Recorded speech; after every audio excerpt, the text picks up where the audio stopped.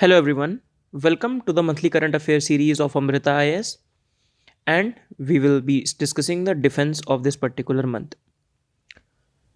Starting with the one defense, just like we have done in all the courses. So similarly, we have divided the defense also in some of the categories. For example, internal security, the exercises, some of the equipments that are there of the Navy, Army, and the Air Force, and lastly the government initiatives. So these are the 4 to 5 broad categories that will be there, and we'll try to remain consistent throughout it. And at the end, after having 6 months, so we can provide one compilations also based upon it. Going forward, the first thing that is news is the clause 6 of the Assam Accord. Now let us first discuss the context of it. Now, Assam Accord was basically came after the similar 1971 war. So in Assam, a lot of people from the Bengal came, right? And then, because of the fear of the loss of culture, because of the fear of the loss of political authority, because of the fear of the loss of the resources of these people that are taking up, a movement that gathered in Assam known as the Assam movement. The movement was led by the All Assam Student Union, that is ASU. So after 6 years of the movement, finally a tripartite agreement accord has taken place, and that is known as the Assam Accord in 1985. Now, the idea was the accord they have signed, they have promised something. For example, they have set the cutoff date as 24th March 1971, after which the people, those who have come, they will be declared as the illegal foreigners and they will be deported. This is the cutoff date. And then recently going on NRC is based upon this only. National Register for Citizen in Assam.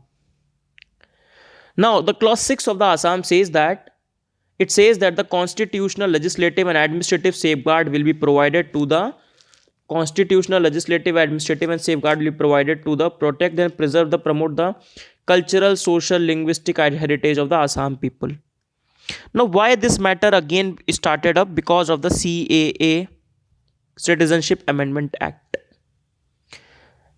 It talked about giving for example, people, those who are in the NRC, for example, a lot of them will be considered as the stateless, but those except Muslims will be given the Indian citizenship based upon some of the criteria. Now, that is why a lot of protests erupted in Assam, saying that we will return to the pre-immigrant days. These immigrants will be given the Indian citizenship. Then it will leave us empty-handed. The loss of the resources will be there. The loss of the heritage will be there. And the Assamese people, those who have been promised in the Assam Accord, got nothing. Hence, the government said, okay, fine, we will form one committee. So they form one committee chaired by Biplab Kumar Sharma to define who are the Assamese people and what are they will be given, what safeguards, what benefits they can be given. Now, discussing this, so in the February, the government appointed a committee and it has submitted its report. And it has submitted its report in the February, and now the report has been made public. The committee was set up in 2019 post the protest for the CAA. The committee was set up, and now the committee has defined who will be the Assamese people and what safeguard needs to be given. Now let us see a few of the committee's recommendation. The definition of the Assamese people. So those people who are in the Assam at this date 1951 will be considered as the Assamese. So after 1951, people will not be considered as the Assamese. Next, they will provide some sort of reservation for the Assamese in parliament, state legislature, local governments, Rajya Sabha. In the jobs also, it recommends that reservation needs to be given to the Assamese people so that they do not fear about the loss of their resources, the loss of their jobs, loss of their culture. Then, regulation of an outsider will be done through inner line permit. Currently, inner line permit is there in some of the states, Nagaland, Arunachal Pradesh, and some. Right? And ILP, we will discuss somewhere down the line. Inner line permit, again a very emotive issue. Manipur, there is a lot of demand of the ILP and it has been given to the Manipur recently as well. And some additional rights will be given to the people, such as land rights, linguistic, cultural, social rights. So, what was promised to them in the Assam 6th clause of the Assam Accord to the Assamese people, and the committee has recommended these things. But still, there are a lot of issues. For example, how you have decided this cutoff date. For example, someone in February 1951, he will feel a lot of discriminated. So, how this timeline is is of contention here, right? But let's see how it unfolds. Then we have one defense exercise in the news that is named as Kavkaz. Kavvaz. KAZ, sorry, Kavkaz. Now, this exercise is basically a exercise done by the under the umbrella of the Russia. It's a multilateral strategic command post exercise which happens in Russia once in 4 years, and it's a tri-service done. It is also known as the Caucasus 2020. So what you need to keep in mind, once in 4 years, that is why it's very important. Some of the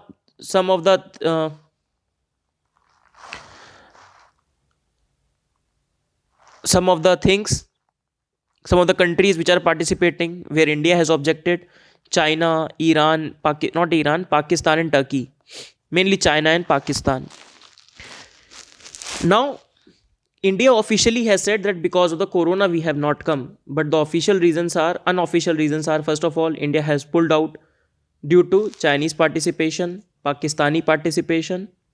Secondly, also one more reason is there, because these reasons are also included in this exercise, that is the two regions of Georgia, that is Abkhazia and South Ossetia.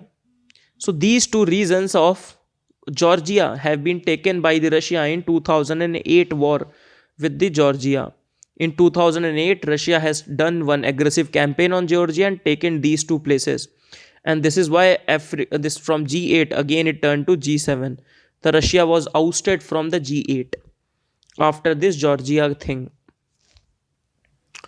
So these two are also participated. These two will be there. So India has not it has not given the international recognition to these two places as a part of the Russia.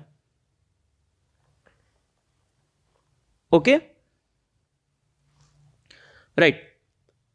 Next is some of the equipments. Only one thing that is there, that is Sarthak. So Sarthak is nothing but the offshore patrol vehicle. And from the name itself, offshore patrolling. For the purpose of patrolling, one vehicle is being developed and will be used by the coast guards. So it has the navigation, communication and all these things. What type of questions you can expect? First of all, you don't expect a question on this, but in test series sometimes they pareshan karte hain. So they ask such questions, but these questions are not relevant from UPSC perspective. But still you need to know that Sarthak, it is in the news, it's an offshore patrol vehicle. Okay? So it will do the swift boarding and search and rescue operation. That's what Coast Guard do. Deterrence and reassurance. These are the two twin names of the Indian Coast Guard. Indian Coast Guard twin name, that is the deterrence and the reassurance. It's the official stated objectives of the Indian Coast Guard. Next, some government initiative. Very important, because now the government is going for defense modernization, defense indigenization, defense innovation, and improving domestic defense manufacturing. So in the mains examination, whether it means 2020, you can expect one question on this defense part. Okay? Defense modernization, defense indigenization, what are the steps being taken, what are the challenges which are there. So the first one is, that is Indian Naval Innovation Indigenization Organization, INNIO, Naval Innovation and Indigenization Organization. So it has been recently being launched. It was envisaged in the draft defense acquisition policy. It's a draft, so it's not very important. But this has been created. It has basically 3 tiers. The first one is Naval Technology Acceleration Council. Okay? It will be an apex level organization which will work for innovation and indigenization, known as the NTAC. Now, the second level organization is the working group under the NTAC. So, it will be an implementational body which will implement the projects. And the third one is the Technology Development Acceleration Cell, that is, induction of the emerging disruptive technologies in an accelerated time frame. So, these three tier organization will work together to create the Naval Indigenization and the Innovation Organization. They are the part of the Atmanirbhar Bharat, Atmanirbhar Defense, and it is also mentioned in the Swavalamban Compendium. A book has been released. That book name is Swavalamban. So remember it. So if the question comes, the Swavalamban Compendium, so that is there for the defense manufacturing, indigenization of the, especially in the Navy. Chalo. Next in the news, that is the negative list of the defense import.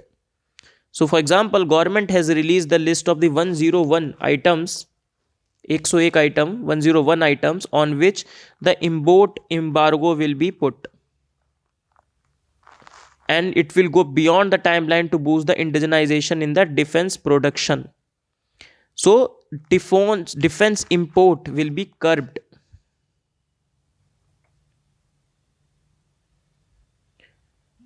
Okay, in these 101 item. So it will be done by the domestic manufacturers. So it has been put that these Army, Navy and the Air Force will procure only these 101 items from the domestic manufacturers only. Because India is the second largest importer of the weapons in this period from 2014 to 2019. And we know that how much defense equipment we import, especially the cutting edge defense equipment that we import. So government wants to reduce this dependence, open up the opportunity for domestic sector. The target is to create overall turnover of $25 billion of the domestic manufacturing, out of which $5 billion is the target to export the things to the foreign governments. For example, India also exports the defense equipments to the countries such as Vietnam, such as in the Africa, these countries. Now this embargo that is being put, it is over the period of 4 years, 4 to 5 years. For example, some embargo will be coming into effect from December 2020. Some embargo will be coming into effect in 2024, 2025. So it is not in one go. Now there are some issues involved as well. First, the list given of the 101 item, out of which 1/3 are already produced in India. They were not imported from outside India. So that reduces the number itself to around 66. That will be put under the ban. Next, some of the things that are being built in India from where they are supposed to procure are stuck. For example, AK-203 rifle has been stuck in some of the ordnance factory. Next, item with the provable technology are included in this 101 item. So that means the items with which some critical technology, some critical inputs, some cutting edge technology, those are not included. When those are not included, then what domestic manufacturer will be doing? They will be doing the work on the proven technology, not on the new technology. Now, for example, you must have provided some incentive for this cutting edge technology also. Then the domestic sector would have gone more for it. And finally, what about the operational requirement? For example, let's say new war started with China. Then you will require a lot of items that will be present in this 101 list. So will you stuck to the embargo, or then you will go on and import it? Does our manufacturing capacity, our domestic manufacturing capacity has this talent, has this capacity to produce this much arms with such good quality that can be used in the operational field? Nobody knows. So these are the challenges with this particular negative list. Well, let's see. It's a good step towards the Atmanirbhar Bharat. It's a good step toward the improving the defense manufacturing in India, and it should be appreciated. Now next draft defense production and export promotion policy, but we are not reading it because it's at the draft stage, and when it's a draft stage, so no need to prepare for it now. But yes, it will be finalized and then we will prepare for it. So this is the defense. Let us, so that's the end of the session from defense perspective. Let us have the some of the questions. The first question is, which of the following are correctly matched? Defense weapon system and the function and the role. Pinaka, Akash, Tejas and Varun Astra. Pinaka aircraft carrier, Akash rocket launcher, Tejas multi-role fighter and Varun Astra hypersonic missile system. If you have been following this current affair lesson so far, we have discussed all four of them in very detail. You can pause the video and try this. Now let us see one by one. First, the Akash. We are not discussing here the missiles first of all. We are not discussing things. We will discuss them in detail as we move on. Don't worry. But Akash is nothing but your ballistic missile. It's a surface to air ballistic missile. Akash. You have some missiles that surface to surface, some surface to air, some air to air. So Akash is a surface to air ballistic missile. Then your Tejas is a light combat aircraft. A lot of time has been made to finally take it off. A lot of time has taken to finally build this Tejas. Then you have the Varun Astra, that is a torpedo.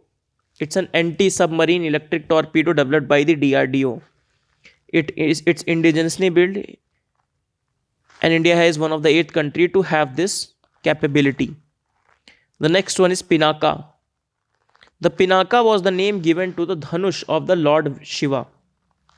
The Pinaka was the name of the Dhanush of the Lord Shiva. This is the Dhanush which Lord Rama has broken, at which the Parusharam was very, very unhappy. So some knowledge of mythology you should know. So Pinaka is a basically multi-barrel rocket launcher. So a lot of rockets, 12 rockets can be launched like this very quickly, very quick succession. It consists of a lot of support system, 6 launch vehicle, radar, loader system and a radar system. Can neutralize, for example, it is fired, can neutralize an area of the 1 by 1 kilometer whole area. It has to shoot and scoot. That means once it shoots, it has to move forward very quickly, because it is very to identify this, otherwise people will blast it. Pinaka ko, the system, whole system. So it shoots and it scoots. So Pinaka, if we discuss about the range, so Pinaka is coming basically in 4 variants now. First, Pinaka Mark 1, its range is 38 km. Its enhanced version is being created, which has the range of 45 km. Then we have the Pinaka Mark 2, which range is 60 km. And then there is a guided version of the Pinaka, which is fitted with the IRNSS capabilities, that is navigational capabilities, with the support of the NAVIC. This is nothing but NAVIC, our navigation satellite system. So integrated navigation, control and guidance system is there with the Pinaka, that is the guided variant. So let us see what is the answer. Pinaka is not an aircraft launcher. No, it's wrong. Akash is not a rocket launcher. Tejas is a multi-role fighter, and Varun Astra is not a hypersonic missile system. So answer is 3 only. Let us see the next question. We have some static questions. First, which of the following event took place during the tenure of the Lord Lytton? Investing Queen Victoria with the title of Kaisar-e-Hind. Passage of the Arms Act 1878. First Anglo-Afghan War. Abolishment of the import duties on article including the cotton goods. Now these kind of questions, these are called the chronology based questions or the personality based questions. These are the questions you can expect in the modern history going forward. These come now, this particular question comes in the must category because it's a easy one. But as a previous question will also come in the between the must and the strive category. I think in a strive category because it was a tricky current affair based question. Tricky defense current affair based question. Hence it will be coming in the strive category, and this one will come in the must category because it is relatively easy. Lord Lytton is a very easy Governor General from where the question is being asked. So Lord Lytton is one of the reactionary Governor General that was there. So from 1876 to 1880 he reigned. At his time famine has come 1876 and he has appointed one famine commissioner, that is under the Richard Strachey. Then in the times of the famine, he was very unpopular because he organized the Delhi Darbar. A lot of money was spent in the Delhi Darbar. The Queen Victoria was given the title of the Kaisar-e-Hind under the Royal Titles Act. He was very famous for this vernacular press act that you all must have prepared. At his time, the age of the civil services was reduced to 19 years. So again, become very tough for the Indians to become a civil servants, ICS. We have seen Satyendranath Tagore became the first ICS. In the last session we have discussed. Then the Arms Act has been done where it was mandatory to have the license to carry the arms. And the Indians were supposed to carry that license. And in this time, the Second Afghan War has also taken place. So you need to know, with respect to all the governor generals and all the viceroys, that what are the specific events that have taken place in their time. ठीक है, चलो. So what is the answer? Passage. First Anglo-Afghan War, no, that did not happen. It was a second Afghan War that happened. So third is wrong. When third is wrong, this becomes wrong, this becomes wrong. Fourth one is right. Abolishment of the import duties on the articles including the cotton goods. ठीक है, चलो. Next is a question on Kathak. With reference to Kathak dance, consider the following statements. Kathaks were originally the caste of the storytellers in the temples of the North India. The legends of the Ramayana were enacted in the folk play called Ras Leela. Under the patronage of the Mughal Emperor Jahangir, it grew into the major art form. Which of the following statements are correct with respect to Kathak? So with respect to Kathak, it is one of the 8 classical dance. All the classical dance that you must know, few of the things that you must prepare, right? So Kathak is basically from UP. A lot of the only, in fact, I'll say the proper North Indian classical dance that is included into the classical dance, that is the Kathak. So Kathak, the word comes from the Kathika, that means the storyteller. During the time of the Mughal Empire, it has degenerated. That means it became sensual. It became the kings used to have this Kathak for their sensual pleasures and for entertainment. So the whole purpose of the Kathak, in which some mythological tales and all these things were done, were driven out. So the spiritual feeling or the feeling of the dance and the other things went out. The whole dance and the sensual things came into being. Ultimately, it was revived by the lady Leela Shoke. तो एक दो नाम you need to prepare. For example, Birju Maharaj. Birju Maharaj is associated with the Kathak. Different gharanas are associated with the Kathak. For example, Lucknow Gharana, Jaipur, Raipur, Banaras Gharana. In Lucknow, Nawab Wajid Ali Khan was the one person under whose patronage the Kathak again revived itself. Some of the elements of the Kathak, we are not discussing a lot of them, but just the name. Anand Thaat, Jugalbandi. Jugalbandi is this. So dancing and the instrument going together. Then you have Padan, Tarana and Ghat Bhav. So you can prepare from static sources more for the Kathak. But Kathak and the other classical dance are very, very important. So in this question, for example, the Kathak was originally the caste of storytellers. Yes. The legend of Ramayana were enacted in the foreplay called Ras Leela. No, they are not the legends of Ramayana. These are the legends of the Mahabharata and the Krishna story. Krishna Radha story. Then third, the patronage of the Mughal Emperor Jahangir, it grew. No, under the patronage of the Wajid Ali Shah of Lucknow, the Nawab of Lucknow, it grew into a major art form. Next question is with reference to Pulakeshin II, consider the following statement. He was a Pallava ruler. A whole Prahasti was composed by the historic poet. His court poet Ravi Kirti. He defeated Harshvardhana and stopped his Deccan march. You can pause the video and try the answer. So the Pulakeshin II, very important ruler of the Chalukya of Vatapi or Chalukya Badami. So he was not a Pallava ruler. In fact, he used to fight against the Pallava ruler. They attack each other's capital. A whole inscriptions talk about that he has subjugated a lot of these northern rulers. And more importantly, when Harshvardhana came to Deccan, he was stopped and he was defeated by the Pulakeshin too. And it has been documented by the Ravi Kirti, it has been documented by the Huan Shang.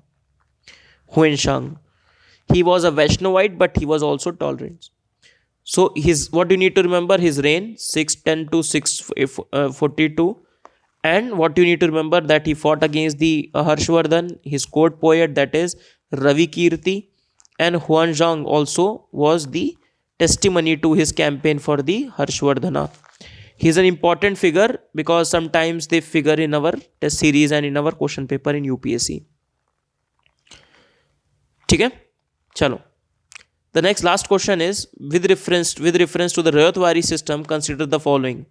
The Rayotwari system experiment was first started by the Alexander Reed in the Baramal. Under it, the cultivator were regarded as the owner of the land. Settlement under the Rayotwari were revised before the harvest every year. ठीक है. So started on a prototype basis by Alexander Reed in the Baramahal district. This is their Baramahal district in the Tamil Nadu, present day Tamil Nadu, that time Madras state. And Thomas Munro has implemented it in a full scale in 1820 in the Madras state.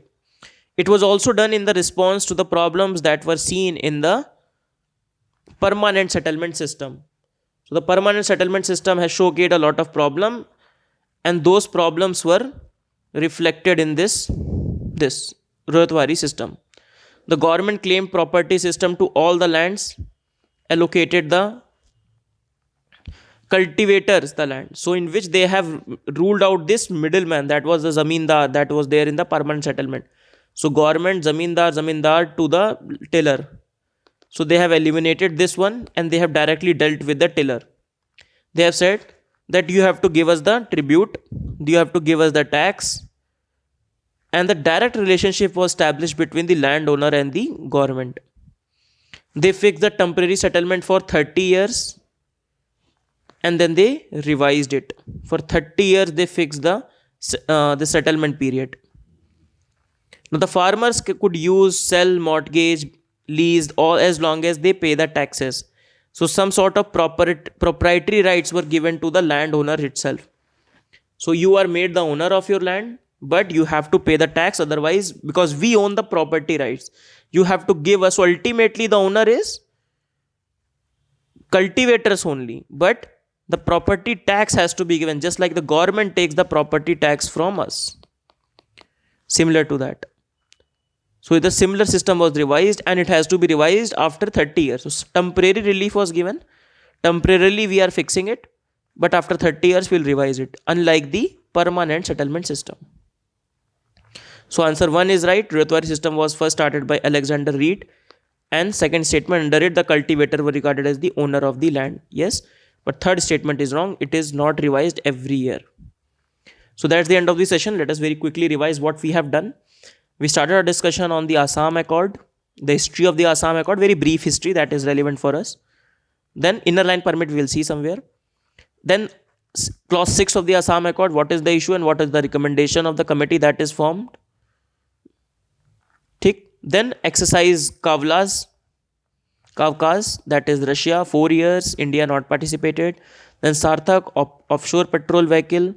Then we have seen the Naval Innovation and Indigenization Organization, which is set up 3-tier organization for innovation, indigenization, and third wala kya hai?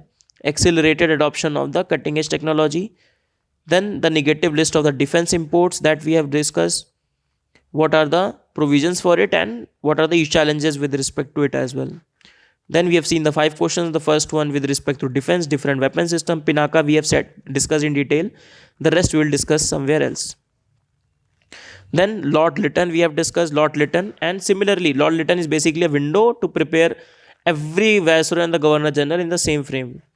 Then we discussed about Kathak, Pulakeshin II, and the Rayotwari system. All these land reform systems are very, very important. So keep those in mind. Okay? So with this, we finish our defense current affairs. So we have done culture and defense. Only 2 sessions are left. That is Science and Tech 1 and Science and Tech 2. So after we'll done it, we'll finish the August month very soon. Within 2 days, that will be also uploaded, and then we'll take a break of 1 to 2 weeks, and then we'll start the September month current affairs. Thank you, everyone. See you.